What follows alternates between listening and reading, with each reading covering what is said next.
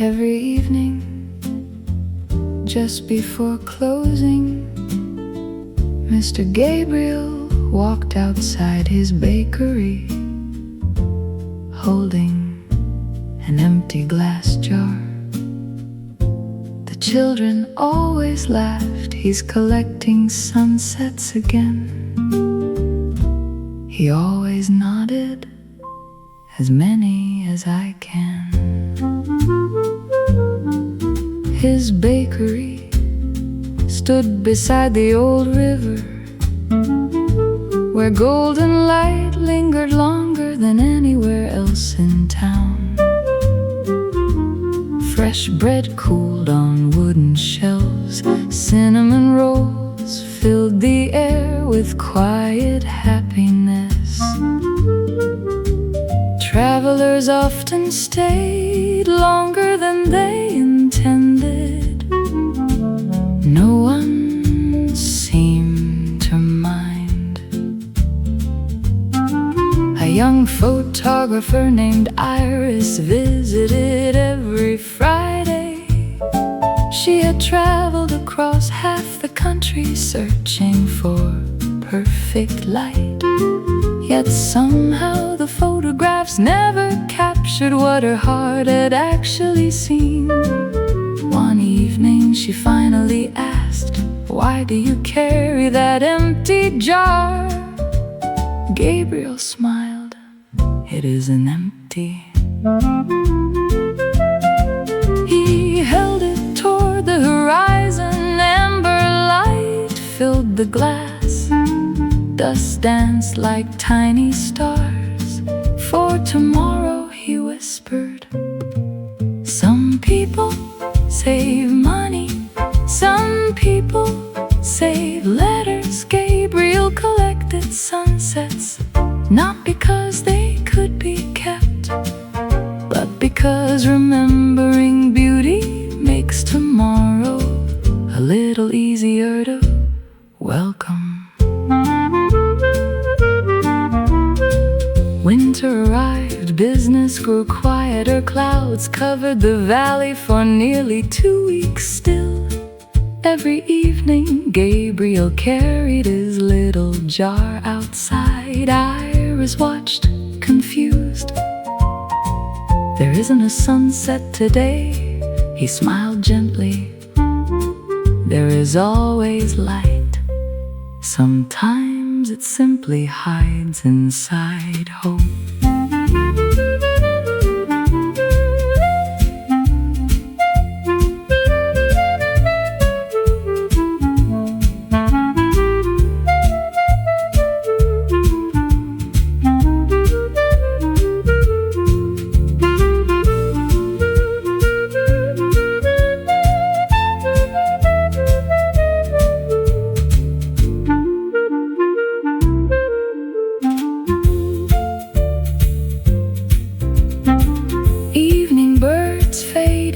Silence on the first clear evening after the storms.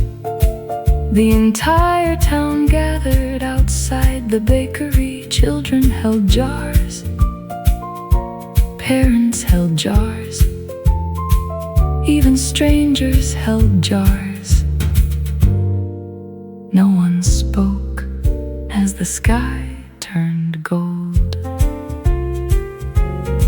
Years later, people forgot many things, old addresses, telephone numbers, faces, but no one forgot to pause when the sky became beautiful, because one baker had quietly taught them that sunsets were never meant to be owned, only noticed. The bakery closed, the lights dimmed. One small glass jar rested on the windowsill, still glowing long after the sun had gone.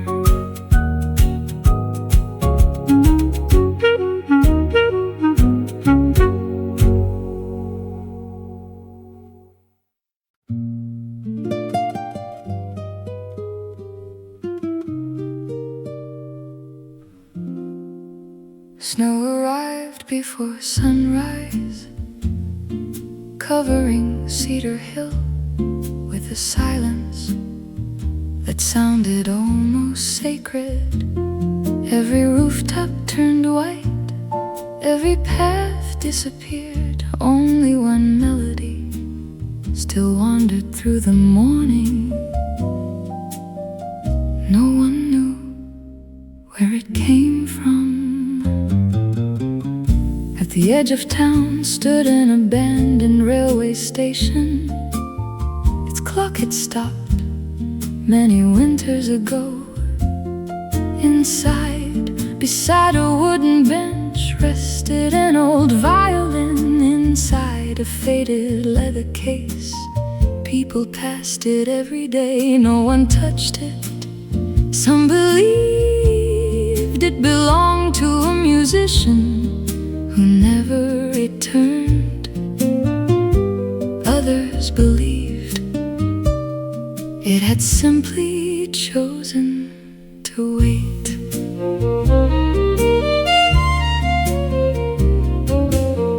One December afternoon, Noah, a quiet carpenter, wandered into the station to escape the wind.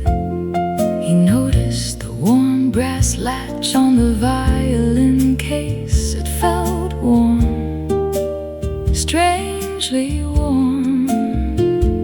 Inside, the instrument looked untouched by time. Its maple wood glowed softly beneath the gray afternoon light. Tucked beneath the strings was a folded note. Music remembers what winter cannot bury. Noah had not played since he was 16. After his mother's passing, every melody had become too heavy to carry. Still, his fingers found the strings as though they had been waiting all these years. The first note floated gently through the empty station. Snowflakes slowed, the old clock shivered once, then began ticking again. Windows shimmered, forgotten footsteps echoed warmly through the wooden hall. The violin did not chase the silence, it taught the silence how to sing. Outside, people stopped walking, children looked toward the station. An elderly woman closed her umbrella.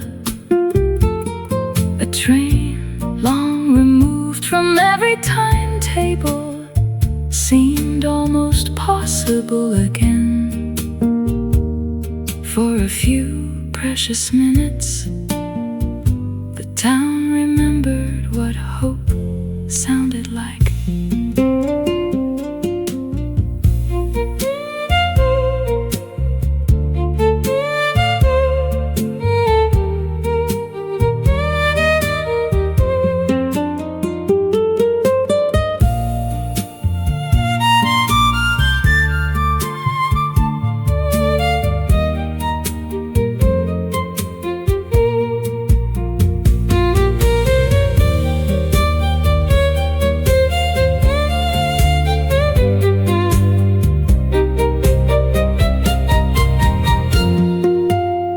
Brushes dancing gently across the snare, light wind blending with snowfall. When the melody ended, no one noticed someone standing across the platform. A young woman wrapped in a blue wool coat. She smiled, placed one finger gently against her lips, and disappeared into the falling snow. The violin case was empty, only the note remained. From that winter onward, every first snowfall, music returned to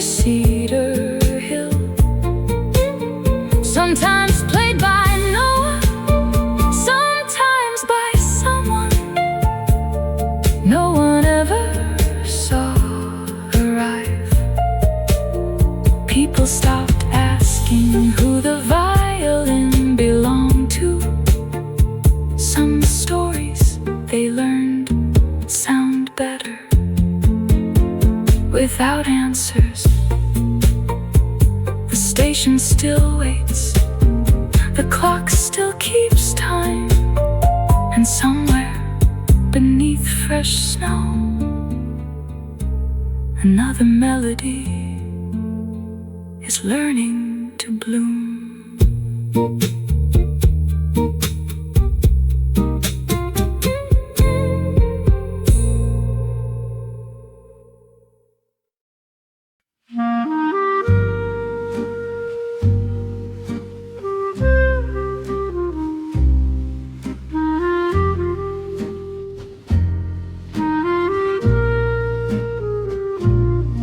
There was a river that curved gently around Willow Brook, moving so quietly that people often forgot it was flowing at all. The elders believed the river remembered every name ever spoken along its banks. No one argued. Some stories felt true. Without proof, Margaret came to the river every Sunday morning. She carried a small wicker basket, a notebook, and a fountain pen that no longer held ink. She sat beneath the same willow, listening to water speak its endless language. Years ago she had begun forgetting little things first, birthdays, then the streets, then familiar faces. What frightened her most was forgetting names. One misty dawn, an old ferryman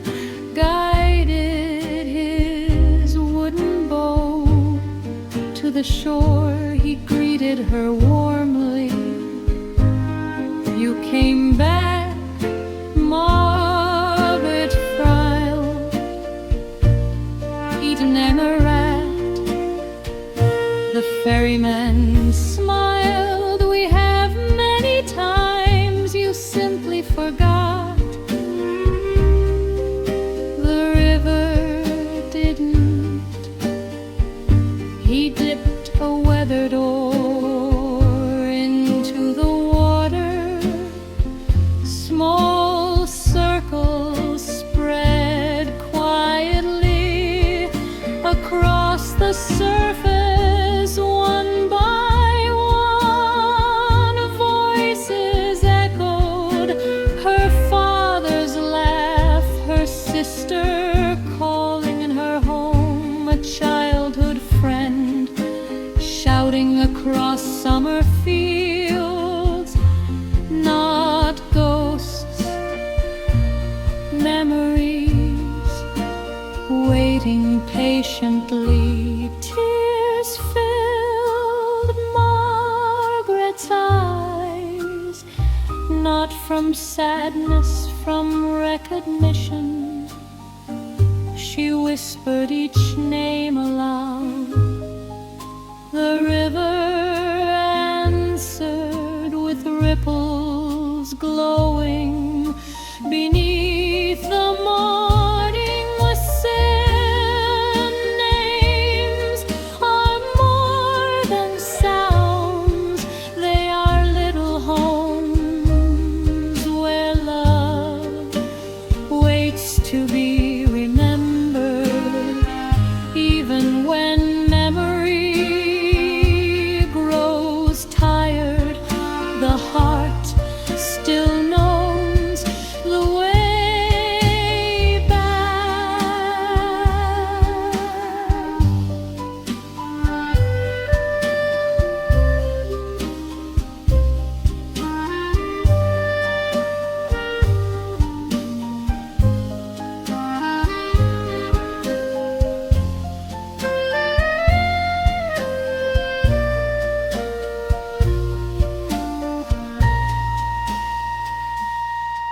From then on, Margaret wrote one remembered name every morning. Neighbors, teachers, friends, the baker, the bookseller, even old Samuel, keeper of the lighthouse. Soon children began joining her. They filled notebooks with names of grandparents, birds, flowers, and rivers. The village slowly learned that remembering is an act of gratitude.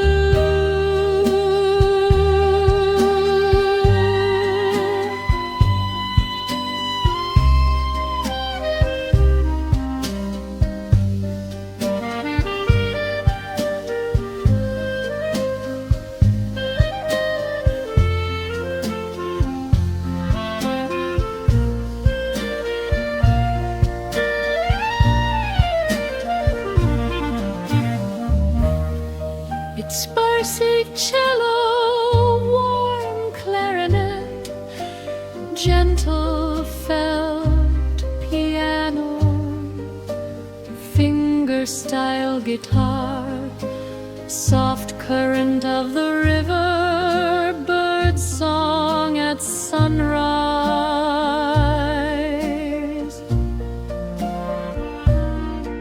When Margaret could no longer walk to the river, the children came instead.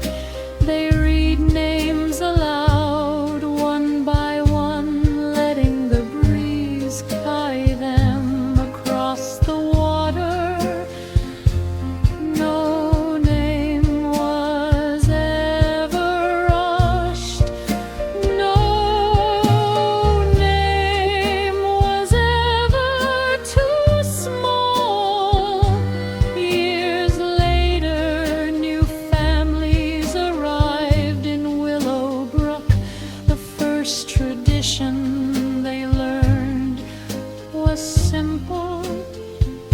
On the first Sunday of every month, everyone gathered beside the river to speak the names of those who had shaped it.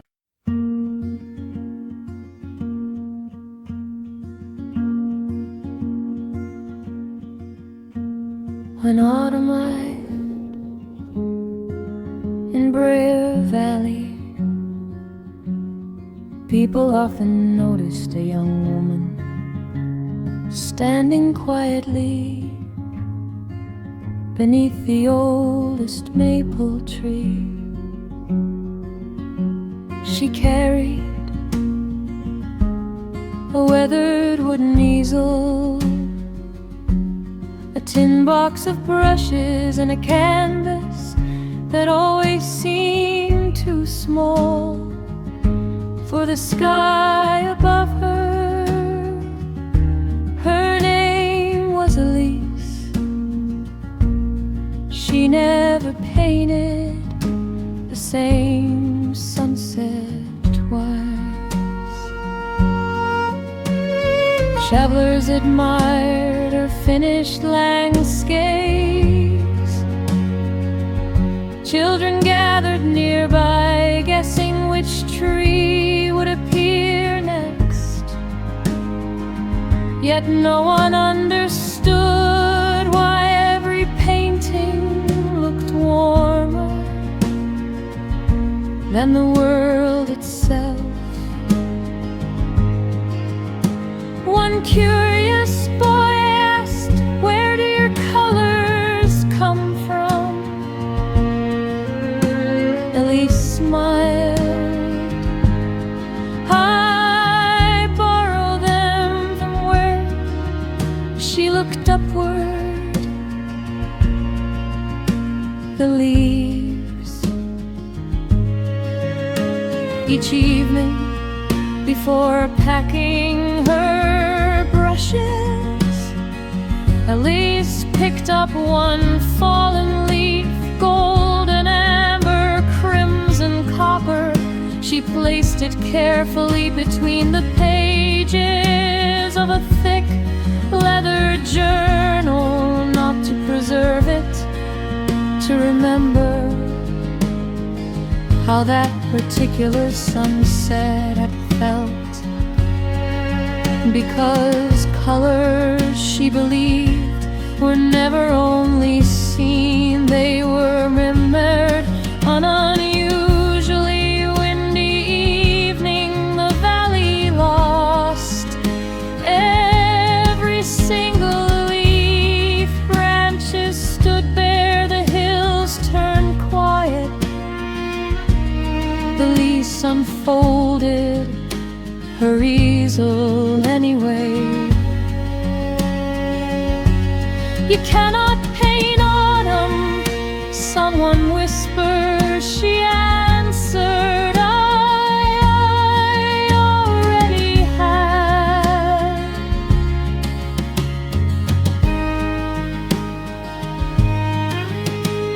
The brightest colors are not kept inside forests, they remain inside the people who notice them before they disappear.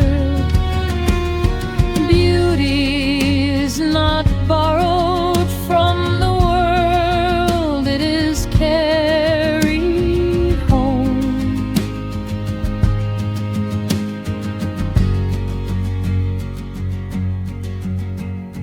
Winter settled gently, snow covered the meadows, the trees stood still.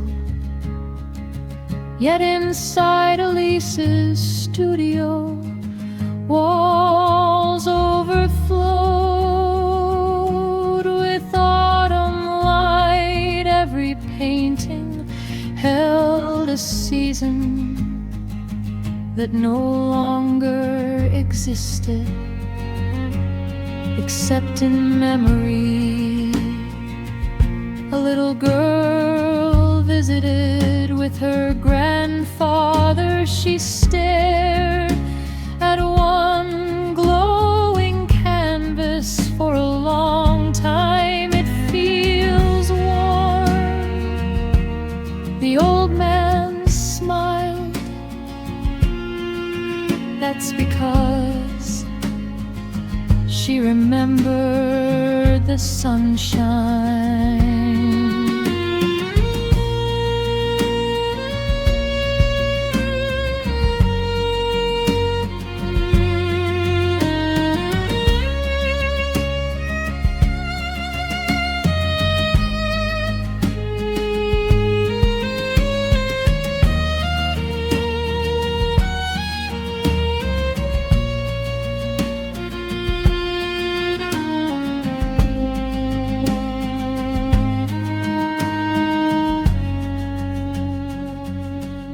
Singer style, they tie soft according slays, warm felt piano brushes on snare, wind through maple branches. Years later, after Elise had quietly moved away, artists from distant towns came searching for her studio.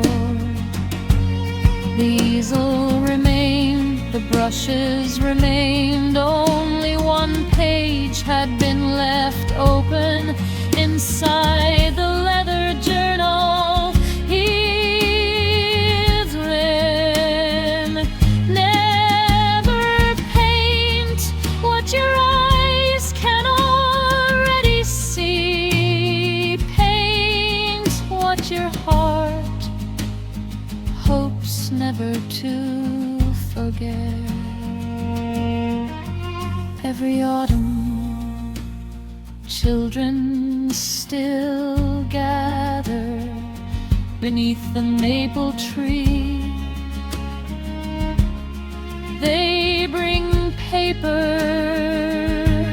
watercolors, old newspapers. Nobody teaches them. The valley already has, because once someone learns how to notice beauty, they begin sharing it naturally. Like sunlight moving from leaf to leaf.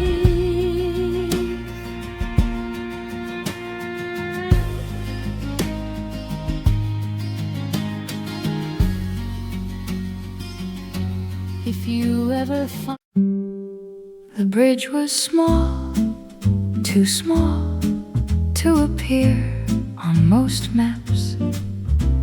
It crossed a narrow stream where willow branches kissed the water every spring. People hurried across it, except one man. Every evening, Mr. Elias stopped exactly halfway.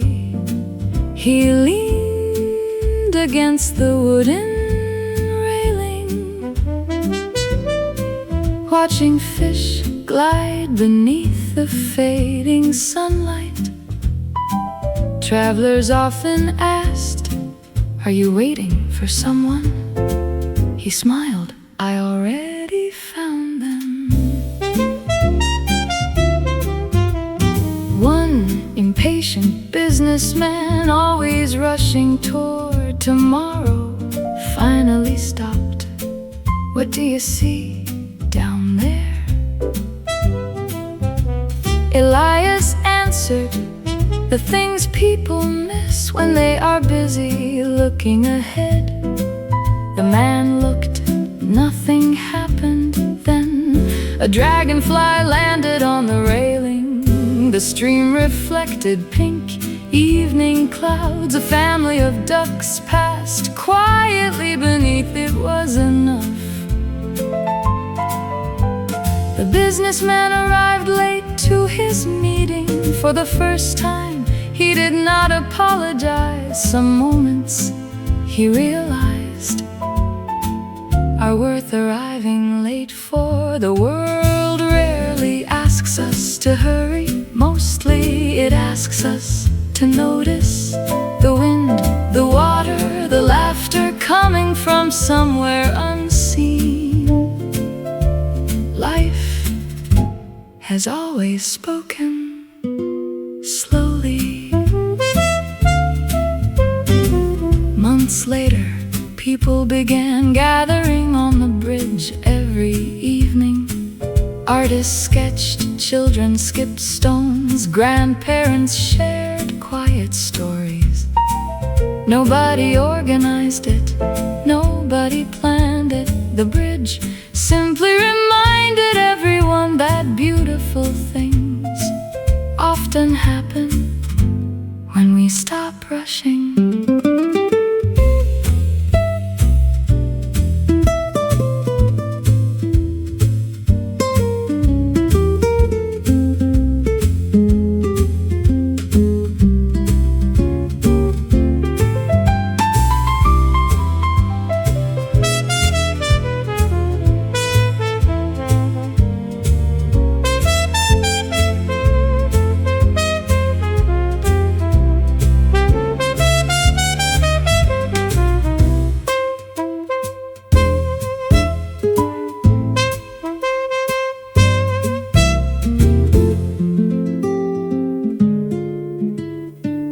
Soft flowing stream, evening birds. Years afterward, the bridge needed replacing. The town voted, instead of building a larger one, they rebuilt it exactly the same size. Some places, they agreed, should never become faster. Visitors still wonder why such a tiny bridge has become the most beloved place in the valley. The answer is waiting there every evening between one heartbeat and the next. If you ever cross that little bridge, pause for just 1 minute. The stream has been telling the same beautiful story for hundreds of years. It never minds waiting for another listener.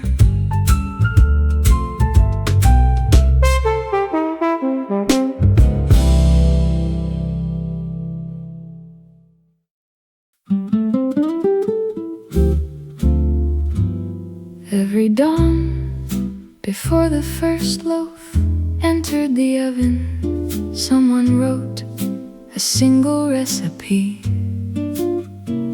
on the small chalkboard outside Gabriel's bakery.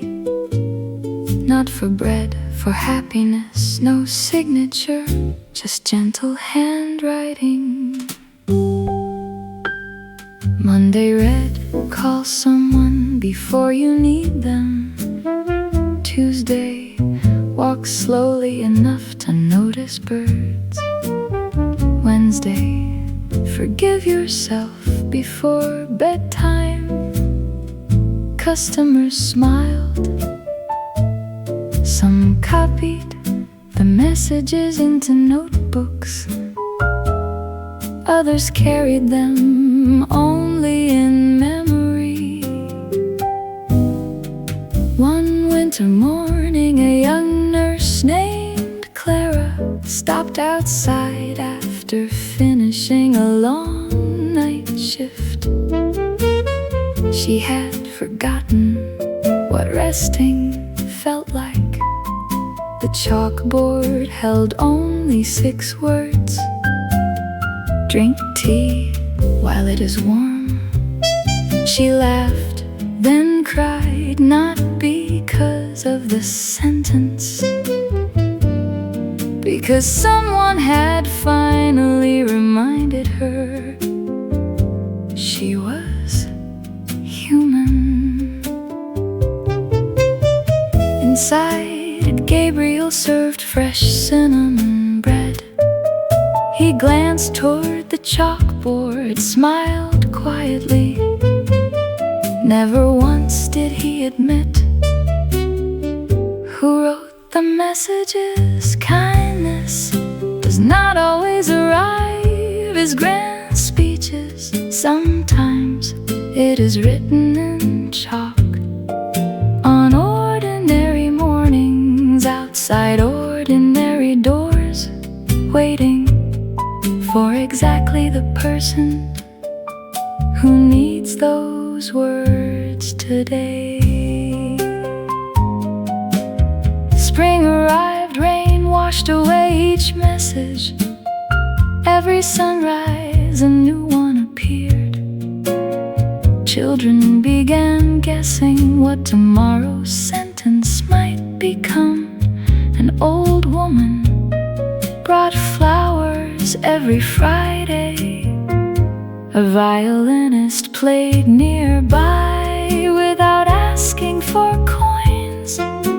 Slowly, the bakery became more than a bakery. It became the village's morning heartbeat.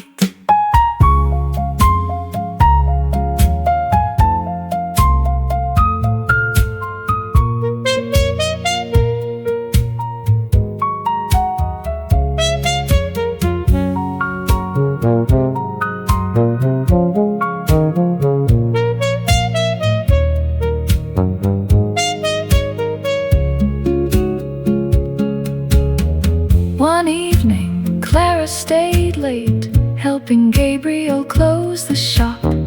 Before leaving, he handed her a small box of white chalk. I think tomorrow belongs to you. The next morning, the chalkboard read, you have survived every difficult day so far. People stopped, read, smiled, some whispered, thank you. No one ever discovered who had written the very first recipe. Eventually, it no longer mattered, because kindness, like sourdough, is meant to be shared, fed, and passed along from one pair of hands to another. If you visit the bakery before sunrise, look carefully. The chalk is always a little dusty, as though hope has been writing all night.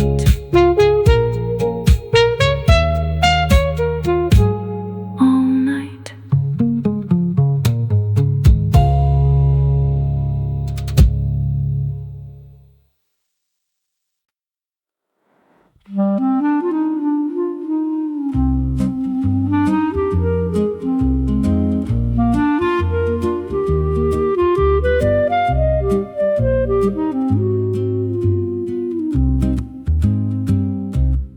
Every midnight, an old blue boat untied itself from the weathered pier.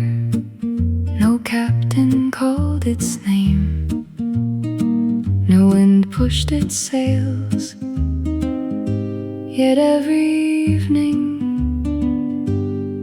it departed. Theo had watched it since childhood. The fishermen ignored it. The villagers pretended it belonged to the fog. Only Theo believed boats sometimes searched for dreamers instead of destinations. One quiet autumn night he stepped aboard. The rope loosened itself. The harbor disappeared without making a sound. The sea became the sky. The stars floated beneath him. Whales carried constellations across silver waves. Every forgotten wish rose from the water like glowing lanterns, finding their owners once again.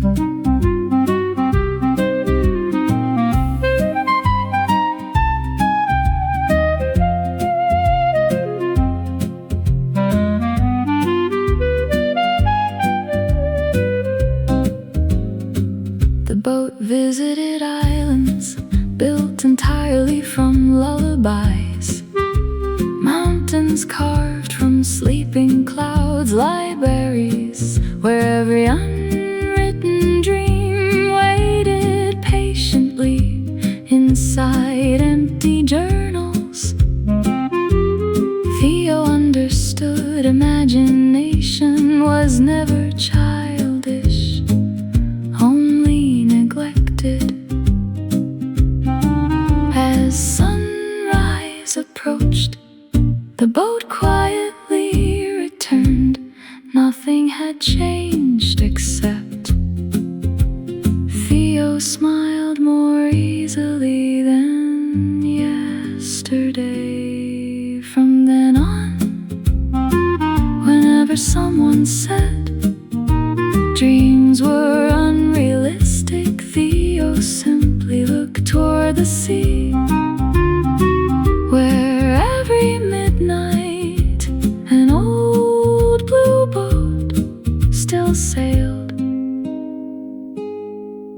without wind. Some journeys leave no footprints, only brighter mornings.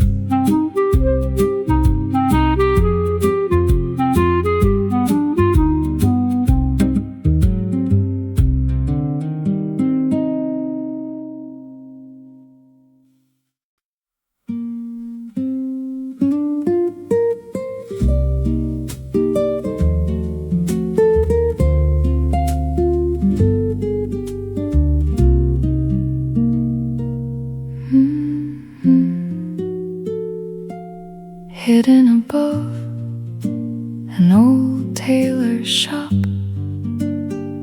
behind blue shutters and climbing roses,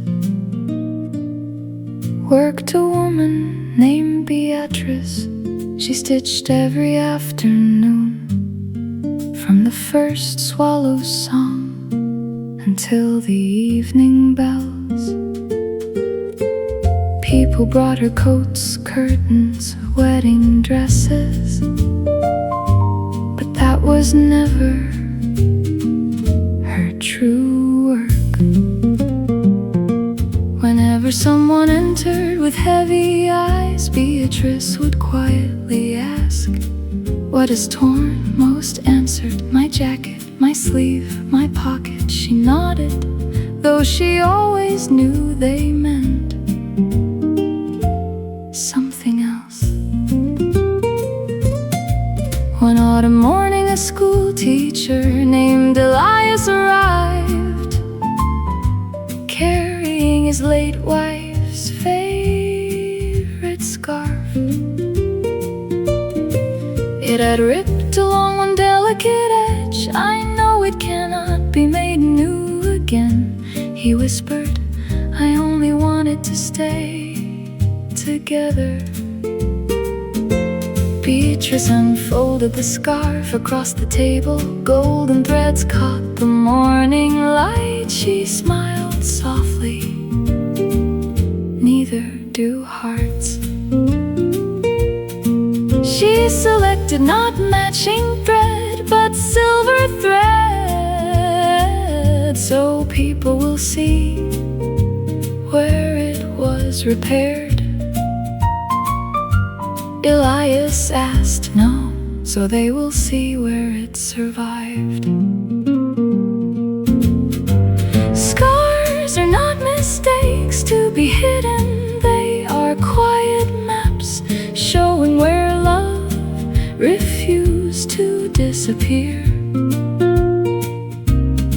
Every careful stitch holds together more than fabric.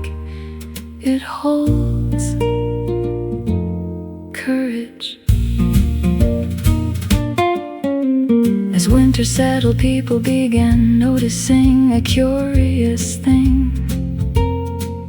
Those who visited Beatrice's workshop left walking a little slower, smiling, a little easier listening, a little longer. No one could explain why. Perhaps kindness fits every size.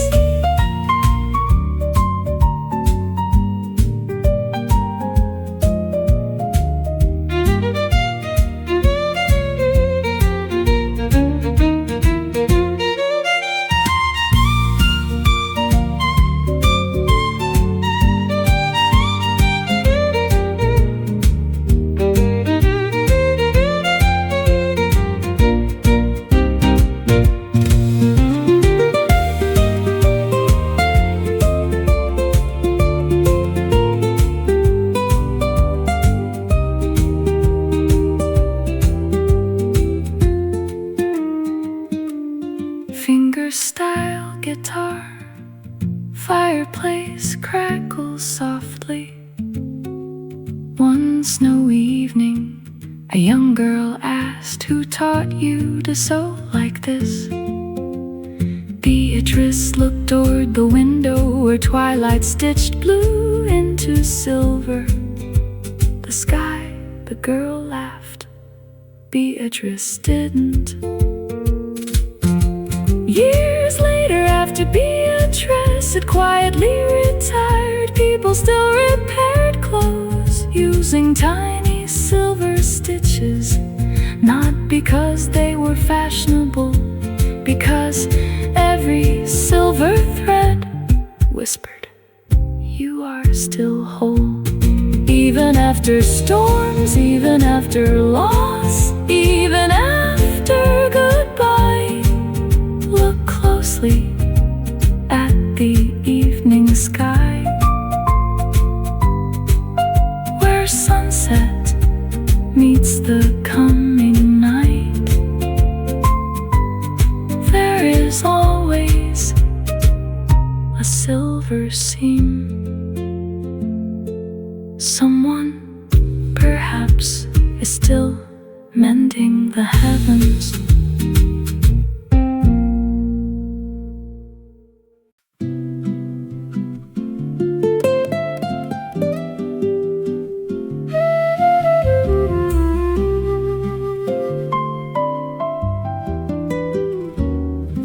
At the highest point above Briar Valley,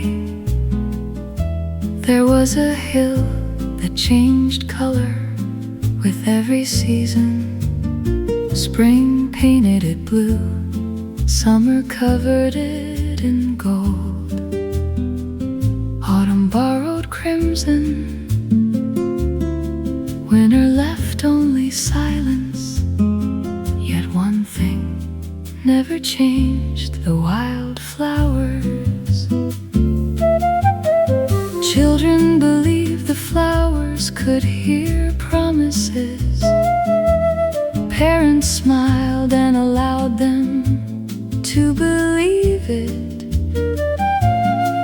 After all, some stories make people a little gentler. When 12-year-old Lucy buried a tiny ribbon beneath the tallest oak, she whispered, "I promise I will never stop painting."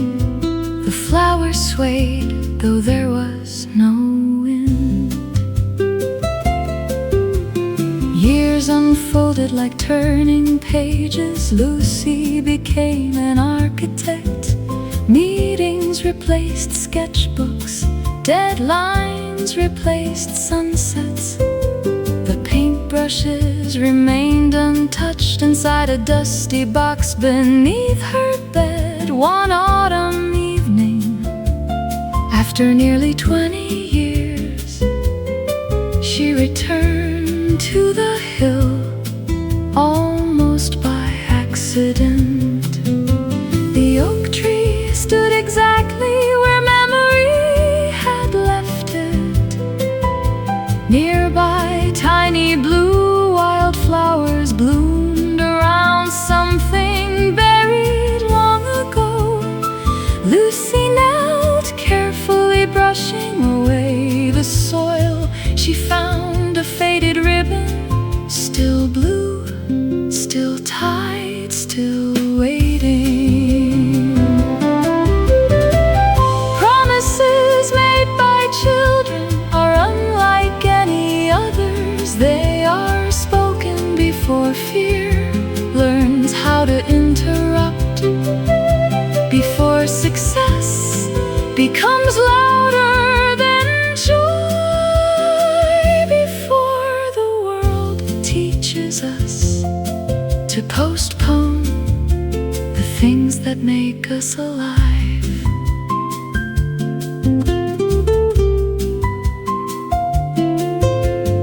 Lucy unpacked a small watercolor set she had purchased years earlier but never opened.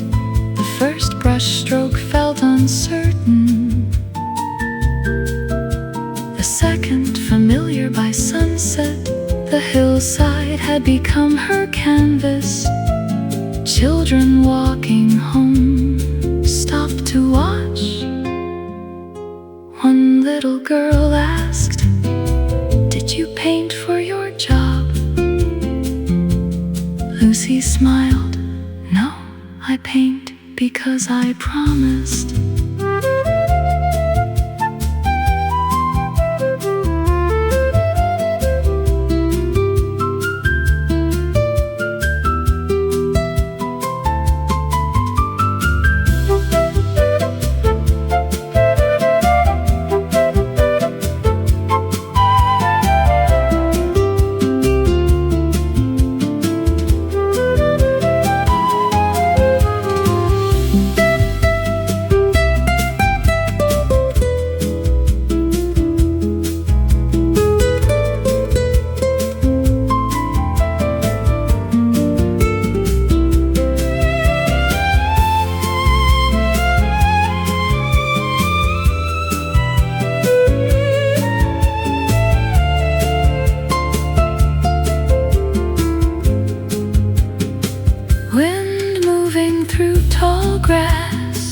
Birdsong fading into evening.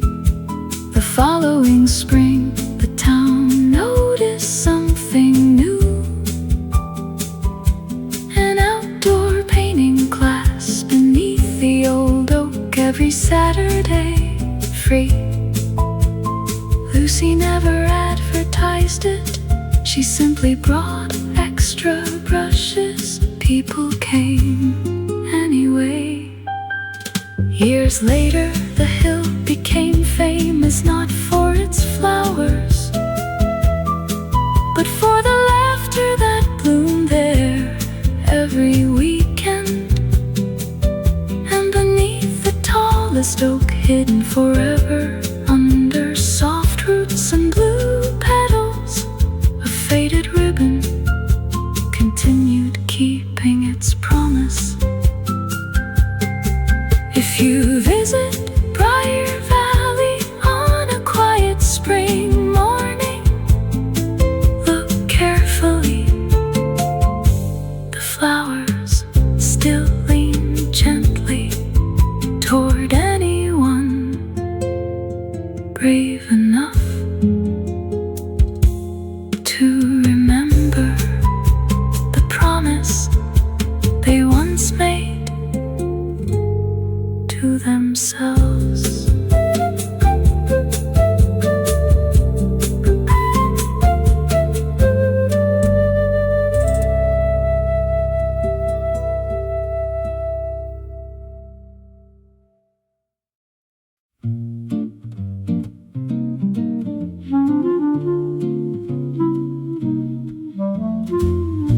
Every Tuesday morning, before the harbor awakened, an elderly postman crossed the stone bridge, wearing the same navy coat he had owned for nearly 40 years. His leather mailbag looked impossibly full, though no one had seen a delivery truck visit the village in decades. People simply waved. He always waved back. His name was Thomas. According to the town, he had retired long ago. According to Thomas, some letters were patient enough to wait. Not every envelope was meant to arrive on time. Some belonged to the moment. A heart was finally ready to receive them. One windy afternoon, a young widow named Evelyn found a cream-colored envelope resting quietly inside her mailbox. No stamp, no return address, only her name written in familiar handwriting inside 3 pages. Her husband's handwriting. Not dramatic, not poetic, just honest. If this letter finds you, I hope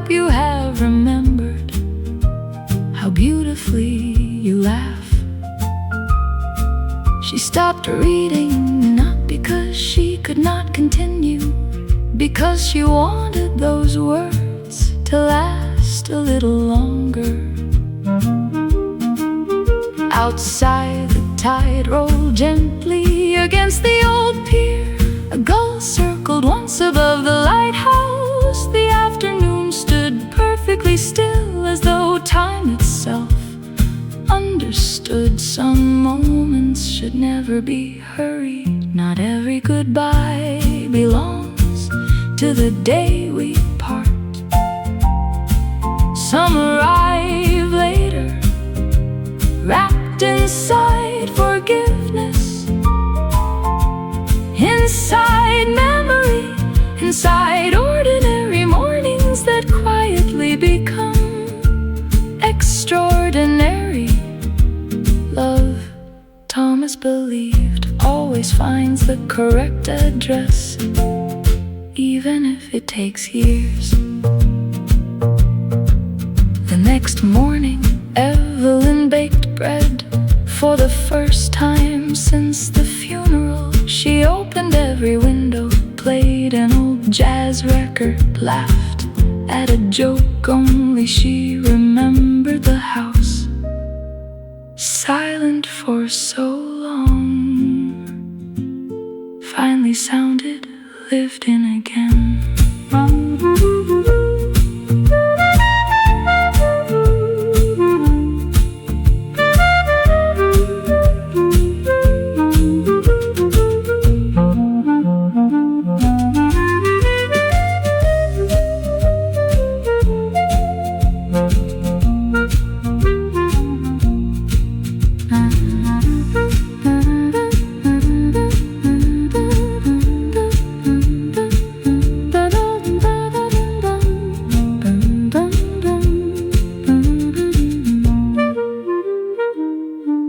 Ocean breeze blending with distant church bells. Months later, Evelyn searched for Thomas to thank him. The post office had been empty for almost 15 years. An old photograph hung quietly on the wall. Thomas standing proudly beside a bicycle dated. She smiled. Some mysteries feel kinder without explanations. Even now, whenever the sea wind slides beneath her door, Evelyn imagines another letter, crossing invisible roads, finding someone who still believes that unfinished love deserves one more chance to be spoken. At sunrise, a no bicycle bell can sometimes be heard. Crossing the bridge, no one rushes to look. Some deliveries are meant only for the heart.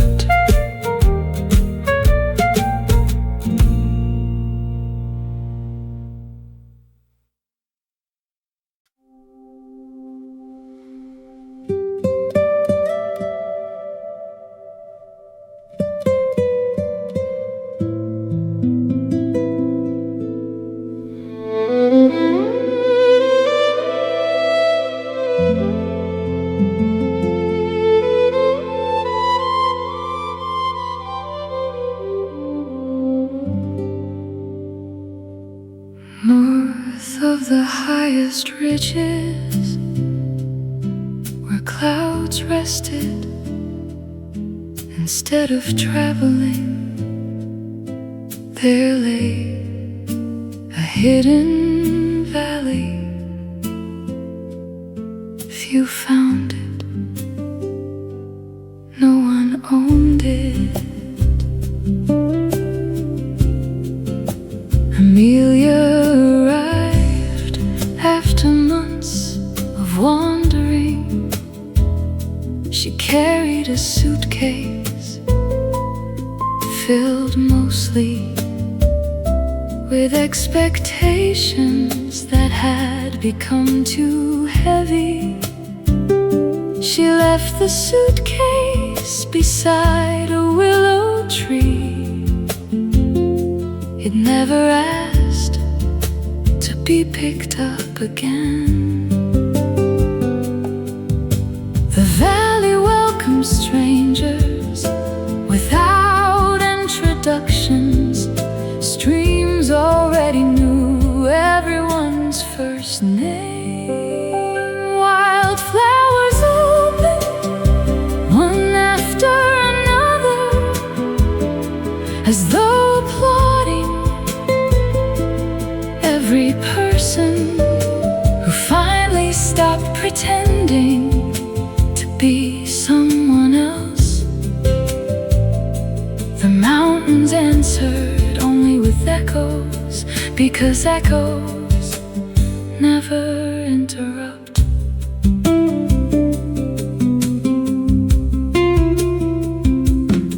She spent days learning how rivers curved, how birds rested, how evenings did not compete with mornings. Slowly she noticed peace was not something to achieve, it was something to notice.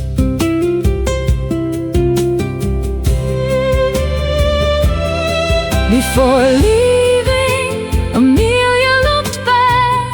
The valley had not changed. She had.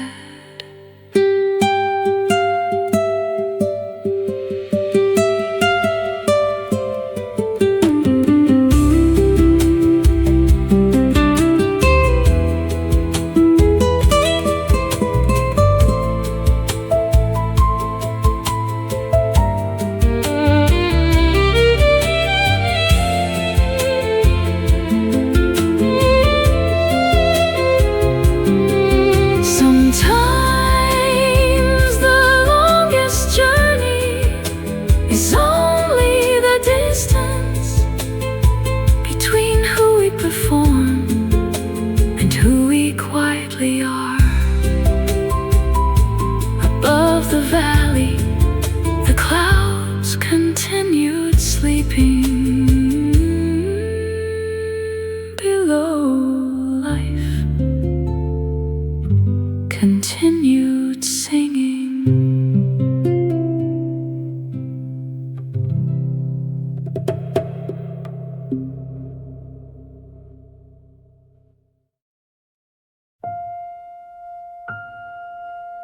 Long after the city lights surrendered to the night, Clara climbed the winding stone staircase to an observatory no map could find. The telescope pointed toward a sky where unfamiliar constellations quietly waited. Her grandfather had once written, "Not every star shines to be seen.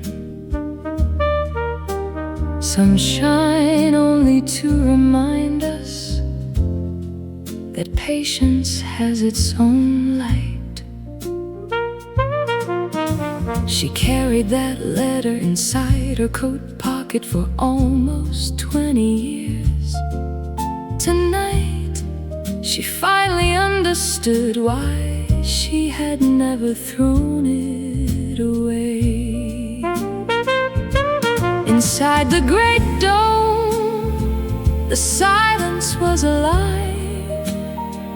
Dust floated like tiny galaxies, turning slowly through moonlight.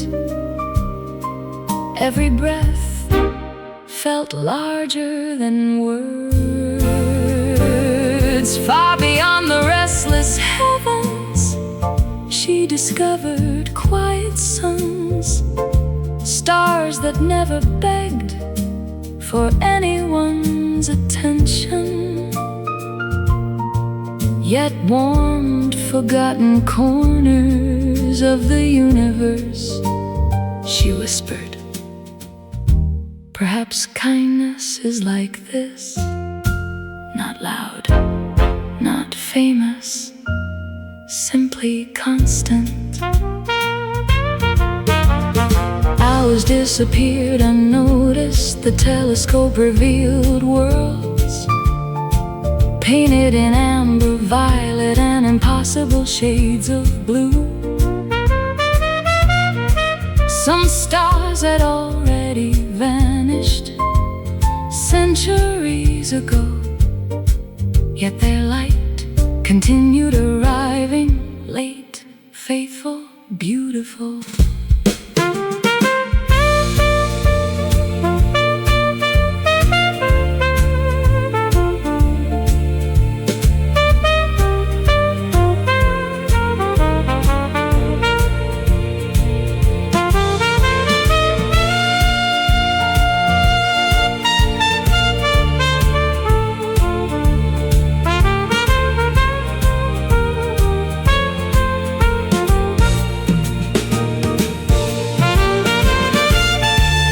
Closed her eyes, she realized people are much the same.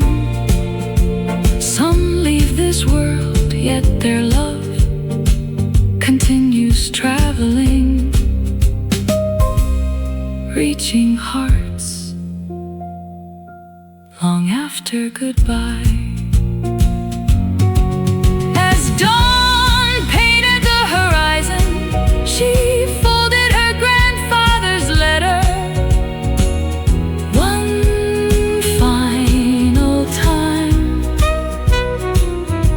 she no longer needed directions. She had become one of the quiet suns herself. Morning entered the observatory. The telescope rested, but somewhere beyond daylight, the stars kept listening.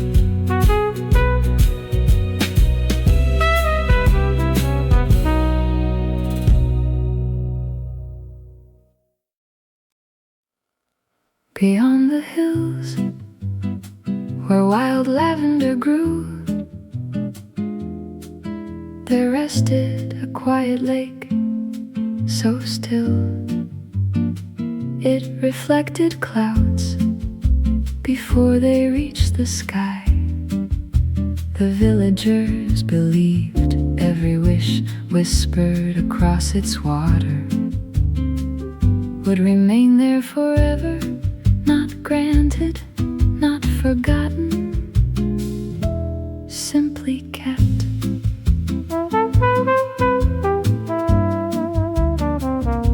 Elena first visited the lake when she was 9. She tossed a tiny white pebble into the water and whispered, "I hope my mother will laugh again."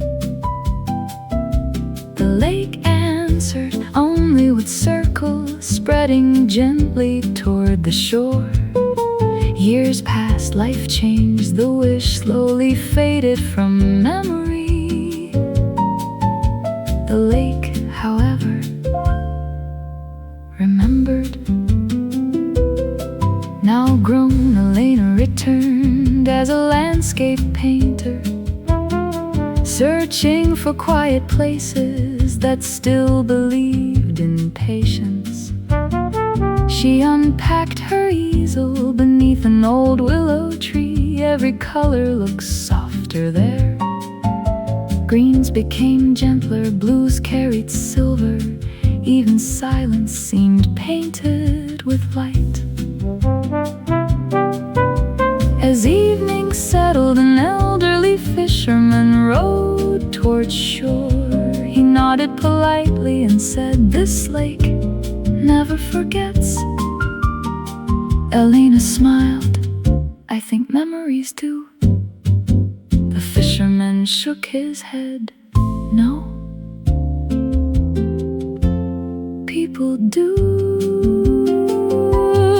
Every wish is a seed. Some bloom quickly, some sleep beneath seasons, some become real. changing the world without anyone noticing where they first began.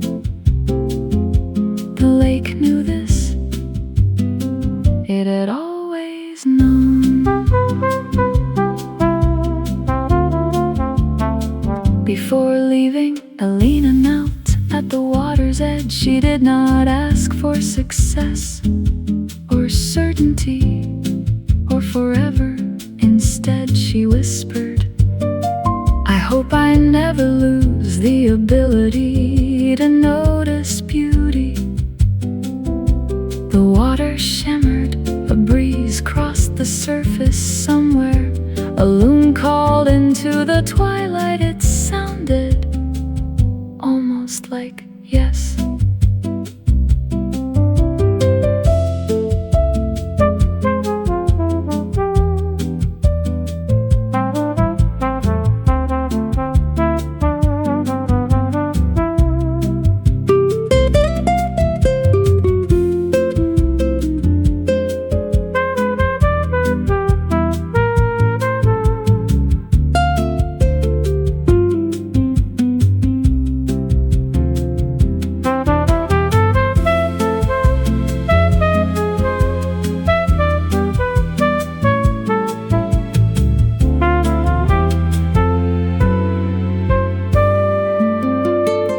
Fingerstyle guitar, arpeggio, soft violin harmonies. Brushes and upright bass maintain a slow heartbeat. Gentle waves lap against the wooden dock. Months later, one of Elena's paintings hung inside a children's hospital. Parents often paused before it, breathing just a little easier. No one knew why that landscape felt so peaceful. Only Elena remembered the quiet lake that had kept her very first wish. Some places do not change us because they are magical. They change us because they patiently hold the parts of ourselves we accidentally leave behind. And when we return, they hand them back without asking for anything in return. Tonight, the lake still mirrors the stars, still guards every whispered dream, still waits patiently for another traveler to believe that hope is worth saying aloud.